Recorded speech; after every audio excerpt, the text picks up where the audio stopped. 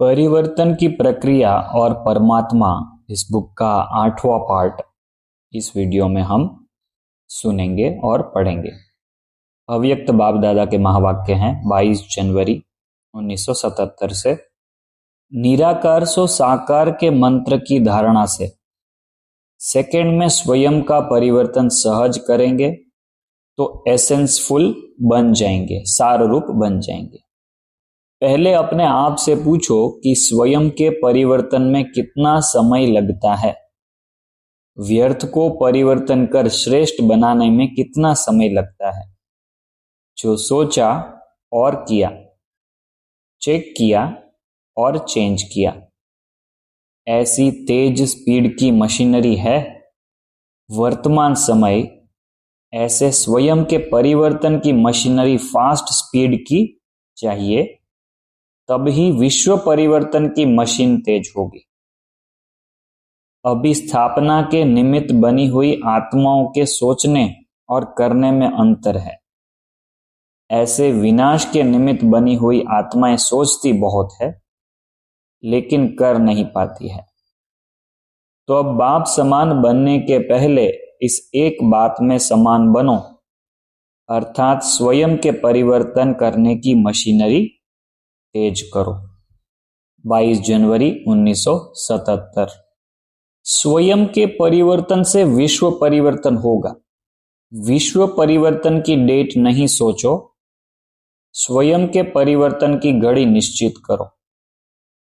स्वयं को संपन्न करो तो विश्व परिवर्तन का कार्य संपन्न हो ही जाएगा। विश्व परिवर्तन की घड़ी आप हो। संपूर्णता का सूर्य उदय होना अर्थात रात का अंधकार समाप्त होना। तो जैसे ही ब्राह्मण आत्माएं संपूर्णता पाएगी, इस दुनिया में नया सूरज निकलेगा, मतलब सतयुग हो जाएगा। तब विश्व परिवर्तन के आधार मूर्त आप हो। 22 जनवरी 1977 के अव्यक्त मूल्य महावाक्य हैं।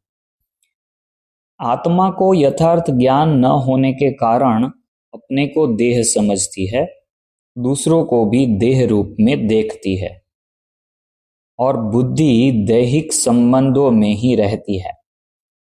परंतु जब यथार्थ ज्ञान मिलता है तो अपने को आत्मा समझती है, आत्मिक स्वरूप में स्थित हो कर्म करती है और दूसरों को भी आत्मिक स्वरूप में देखती है। गायन है पांडव पहाड़ों पर गल गए अर्थात समाप्त हुए। ऐसे देह अभिमान की स्थिति से समाप्त हो गए। अभी पांडवों समान पूरे मर्जीवा नहीं बने हो। मर्जीवा अर्थात देह भान से मरना।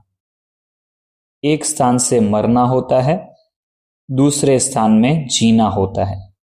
ऐसे यहां भी देहाभिमान से मरना और देही अभिमान में जीना। देहाभिमान से मरना और देही अभिमान से जीना। यह अव्यक्त बाप दादा के 22 जनवरी 1977 के अव्यक्त मुरली महावाक्य हैं। परिवर्तन की प्रक्रिया और हमारी वर्तमान स्थिति।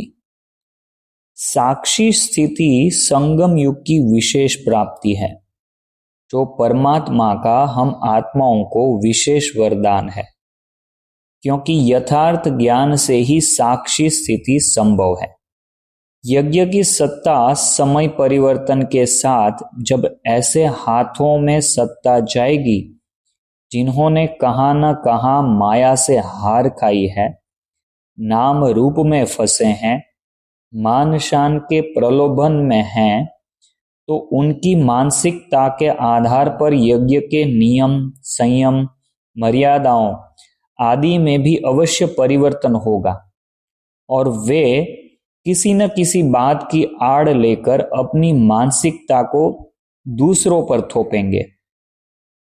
उस स्थिति में अपनी मानसिकता में परिवर्तन न आए, अर्थात हम अपने नियम संयम में दृढ़ रहें।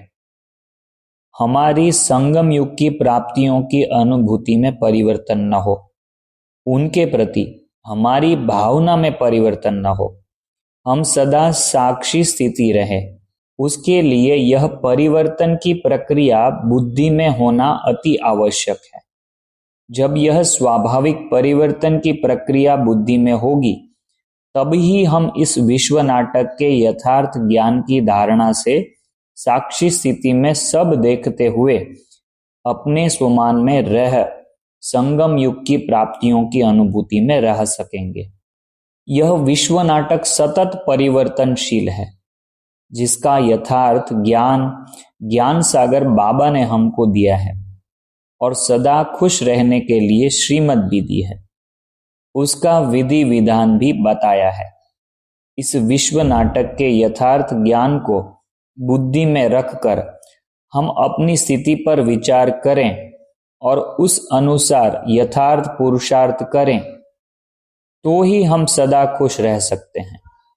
बाबा ने हमको हमारी 3 स्थितियों निराकारी, आकारी और साकारी तथा सृष्टि चक्र में हमारे 5 गौरवमय स्वरूपों अर्थात देवता, पूज्य, ब्राह्मण, फरिश्ता और मूल स्वरूप परम धाम में चमकता हुआ सितारा का ज्ञान भी दिया है और अनुभव भी कराया है। यदि हम अपने सामने अपनी 3 स्थितियों और 5 स्वरूपों को रखें तो सदा ही खुश रहेंगे, क्योंकि निराकारी स्वरूप में तो दुख अशांति का प्रश्न ही नहीं है। परंतु अभी साकार में रहते निराकारी स्थिति परम शांत, परम शक्ति संपन्न है। आकारी रूप में बाप दादा के साथ विश्व कल्याण का कर्तव्य परमानंदमय है। साकार में अपने आत्मिक स्वरूप में स्थित होकर विश्व नाटक के विधि विधानों को बुद्धि में रखकर इसकी एक एक बात पर विचार करें तो यह परम सुखमय स्थिति है, क्योंकि यह विश्व नाटक अनंत अद्भुत रहस्यों से परिपूर्ण परम सुखमय है। भले बाबा ने बताया है और वास्तविकता भी है कि यह सुख दुख का खेल है। इसमें आधा कल्प सुख और आधा कल्प दुख का पार्ट है, परंतु यह विश्व नाटक परम न्यायपूर्ण है। इसलिए हर आत्मा के पार्ट का आधा समय सुख और आधा समय दुख का पार्ट चलता है।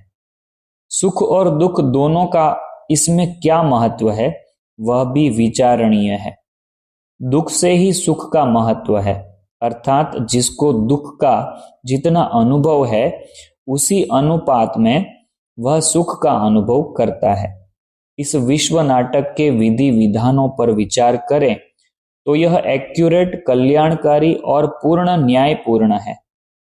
समय के अनुरूप हमको परिवर्तन करना ही होता है, परंतु हमको क्या परिवर्तन करना है और क्या नहीं करना है, इसकी भी समझ चाहिए। इस परिवर्तन की प्रक्रिया को समझकर हम परिवर्तन करेंगे, तब ही हमारी स्थिति चढ़ती कला की होगी। किसी महापुरुष ने कहा है, events can't be changed but we can change our attitude towards event.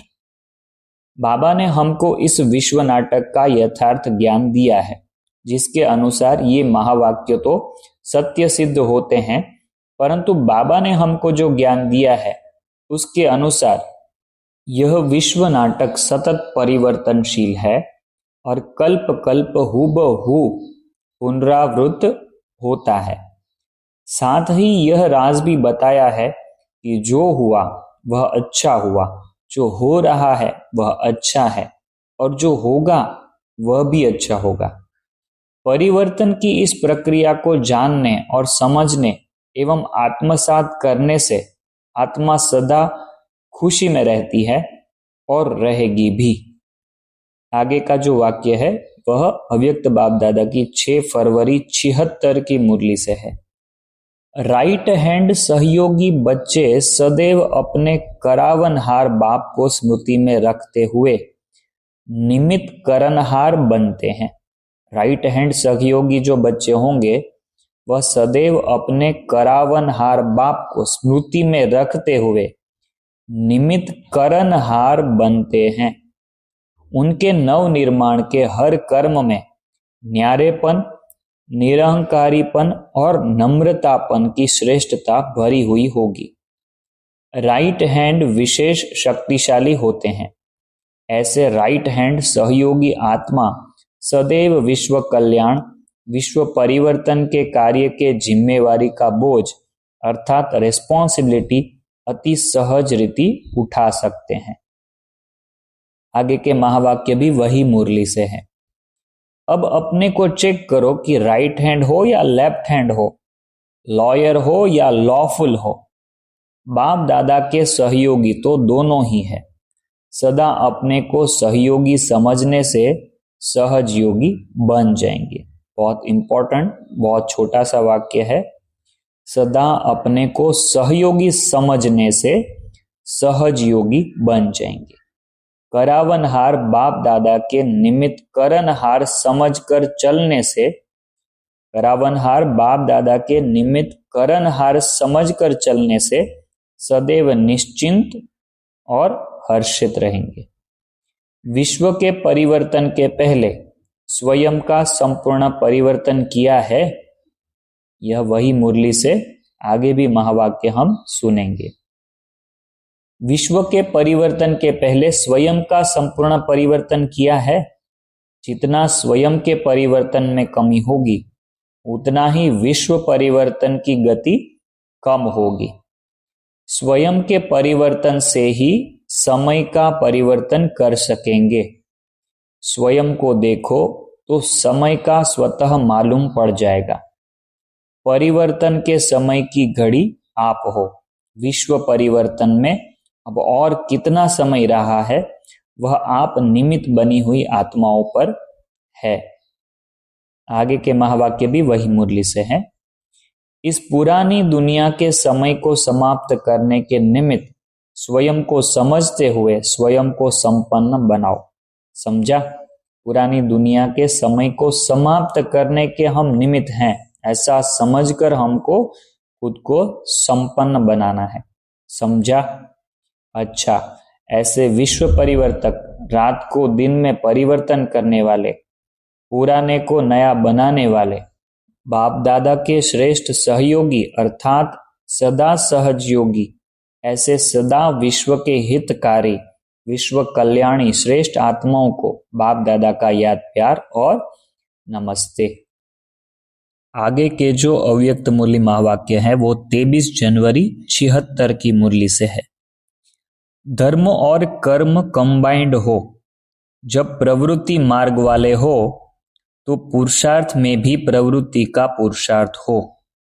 ऐसा अभ्यास जब सबका संपन्न हो जाए तब समय भी संपन्न हो, क्योंकि प्रवृत्ति मार्ग के संस्कार पुरुषार्थी जीवन में भरने हैं।